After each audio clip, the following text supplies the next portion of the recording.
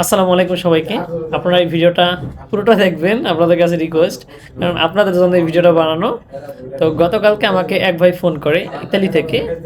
তো সে মানে আমাদের ব্যবসা সম্পর্কে জানতে চায় এবং সে নিজে এই ব্যবসাটা করতে চায়, ঠিক আছে। তার বাড়ি সম্ভবত কুমিল্লা, কুমিল্লা, হ্যাঁ মনে পড়ছে আমার। তো আমার ফোন দিয়ে বলে যে ভাই আপনারা ব্যবসাটা কিভাবে করেন এই ব্যাপারে আমার একটু জানান, আমি ব্যবসাটা করতে চাই। হ্যাঁ, এখন সে হলো ব্যবসাটা করতে চায় এমনভাবে, হয়তো সে ইতালি আছে, আপনার দেশে বাবা বা অন্য কেউ হয়তো কেউ আছে মানে টাকা ইনভেস্ট করে আর কি আপনার ওখানে প্রোডাকশন দিবে, ঠিক আছে, মানে ওইখানে একটা ফ্যাক্টরির মতো তৈরি করবে এবং ওখান থেকে মানে এই খামগুলো মানে তৈরি করবে, ঠিক আছে, এবং তার এলাকায় মার্কেটে পাইকারি সেল করবে। মানে আমরা যেভাবে ঢাকা থেকে ব্যবসা করতেছি এইভাবে আর কি সে করতে চায়।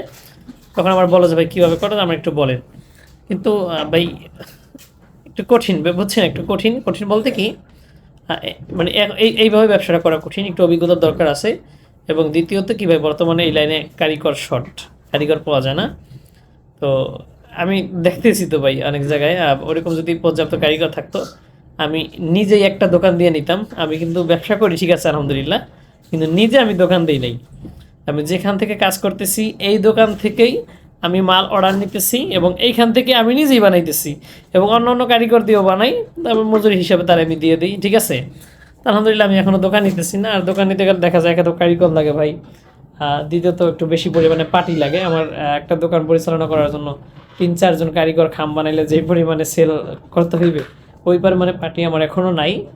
তো আমার হইতেছে আস্তে আস্তে, ভিডিও করতেছি, কাস্টমার আসতেছে, টুকটাক এখান থেকে মাল দিতেছি, কিন্তু আমি এখন প্রফিটকে একবারে সামান্য প্রফিট করতেছি।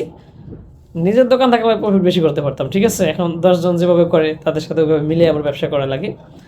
তো এইভাবে আর কি ভাই, ওই ভাইটা জানাইলো এখন কারিগর সংকট। আর দ্বিতীয়ত আপনার ব্যবসা সম্পর্কে একটু জানা দরকার আছে। যেমন আপনার একটা খাম বানাইবে, আপনি প্রথম কিনতে হলো কাগজ কিনতে হয়, আপনার মেল থেকে কাগজ কিনতে হয়। ওই কাগজটা আসে, আমাদের কাটিং বইলা দিতে হয়, কাটিং করে এবং কাগজ কত জিএসএমের, এটা আমরা এখন যেহেতু সিটি সাইজের, সিটি কাগজ, সিটি কোম্পানির কাগজ, আর 40-42 জিএসএমের কাগজ, এটা জানা সমস্যা নেই। কী কী সাইজের কাটিং করা লাগবে এবং কোন সাইজের কাটিং করলে দেখা যায় একটা সাইজ আছে আপনার 6 নম্বর সাইজ, ওইটা 3000 বের হয় এবং এটার পাশাপাশি অন্য একটা সাইজ বের হয়।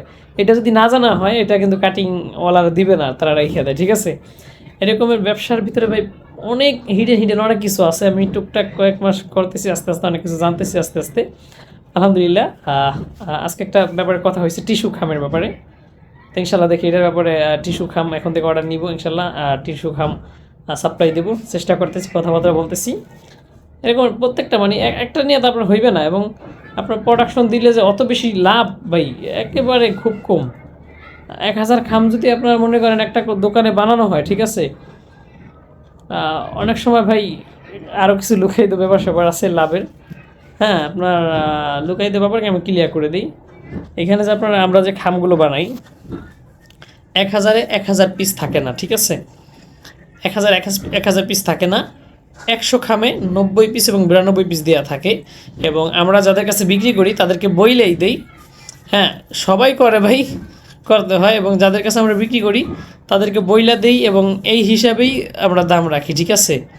এবং তারা যখন বিক্রি করে বান্ডিল হিসাবে বিক্রি করে, বান্ডিলে 500 থাকে না আর কি, 50 পিস কম থাকে।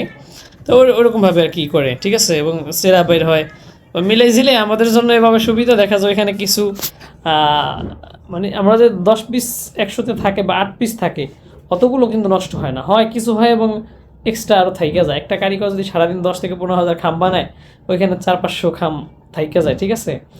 ওইটা থেকে একটা প্রফিট আছে এবং খাম বিক্রি করলে এখানে দেখা যাবে 10 টাকা 15 টাকা, তাই মিলে দেখা যায় একটা কারিগর থেকে 200-300 টাকা লাভ হয়, ঠিক আছে। মানে বেশি বেশি স্পিড আলা কারিগর, বেশি মাল লাগালে প্রফিট বেশি, কম বানাইলে কম। না, আপনি 300 টাকাই ধরেন, আপনি 5টা কারিগর হইলে, আবার নিজে যদি কারিগর থাকি আমি 700-1000 টাকা ইনকাম।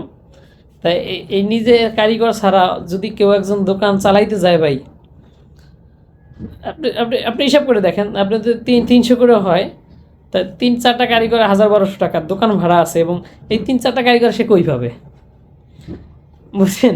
এটা ম্যানেজ করা কঠিন এবং সবথেকে সহজ উপায় ব্যবসার, যারা এই লাইন সম্পর্কে শুরুতে ব্যবসা করতে পারবেন পাইকারি খাম কিনে আপনার এলাকায় খুচরা বিক্রি করেন, এটা সব থেকে ভালো ইনশাল্লাহ। এখানে আস্তে আস্তে আস্তে আস্তে ছোটো থেকে বড় করার সম্ভাবনা আছে ব্যবসার, খুব ভালো। আমি ভিডিও প্রায় 5 মিনিট বানিয়ে ফেলাইছি, আপনাদের সঠিক ইনফরমেশন দিতে পারছি কি না আমি জানি না, মনে হয় অনেক কথা বলছি, পিছনে কি বইলে আসছি সামনে আমার এটা মাথা মনে রাখতে কষ্ট হয়ে যাইতেছে। তো সমস্যা নেই ইনশাল্লাহ, আপনাদের যদি কোনো কথা বুঝতে সমস্যা হয় এবং বা জানতে চান কোনো ব্যাপারে ইনফরমেশন জানতে চান আমারে, অবশ্যই আমার কমেন্ট করবেন ইনশাল্লাহ, আমি কমেন্টে পারলে রিপ্লাই দিয়ে দেবো। যদি কমেন্টের সাথে সাথে রিপ্লাই না দিতে পারি ইনশাল্লাহ আমি কমেন্ট ধরে ভিডিও বানাবো, যদি ভিডিও বানানোর প্রয়োজন হয় কমেন্ট ধরে ইনশাল্লাহ বানাবো। সবাই ভালো থাকবেন।